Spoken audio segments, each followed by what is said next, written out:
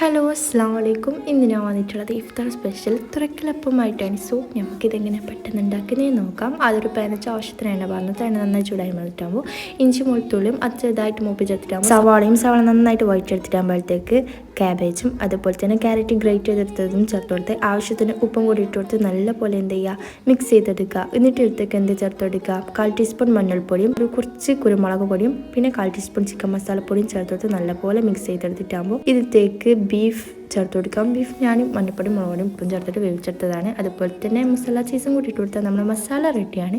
എന്നിട്ട് എന്ത് ചെയ്യുക, കുബൂസിനൊക്കെ മാവ് കുഴക്കില്ല അതേമാതിരി കുഴച്ച് വെച്ച് അത് ഇതേപോലെ ഉരുളകളാക്കി എന്നിട്ട് ഇതേപോലെ പരത്തിയെടുക്കുക. എന്നിട്ട് ഇതിൻ്റെ രണ്ട് സൈഡും ഇതേപോലെ ഫില്ലിംഗ് ആക്കി കൊടുത്ത് പിന്നെ അതിൻ്റെ മുകളിലേക്ക് ഇതേപോലെ വേറൊന്നും കൂടി വെച്ച് കൊടുക്കും. ഒരു മൂടി വെച്ച് ഇതേപോലെ എന്ത് ചെയ്യുക, കട്ട് ചെയ്തെടുക്കരുത് ഇതേപോലെ. എന്നിട്ട് എന്ത് ചെയ്യുക, ഒരു പെനച്ച് ആവശ്യത്തിന് എണ്ണ വറുത്ത് എണ്ണ നന്നായി ചൂടായി വന്നിട്ടാകുമ്പോഴത്തേക്ക് ഇതേപോലെ തിരിച്ചും മറിച്ച് ഇട്ടു കൊടുക്കും. അപ്പോൾ എല്ലാവരും ട്രൈ ചെയ്തൊക്കെ ഫീഡ്ബാക്ക് അറിയിക്കാം. നല്ല വീഡിയോ എല്ലാവർക്കും ബൈ.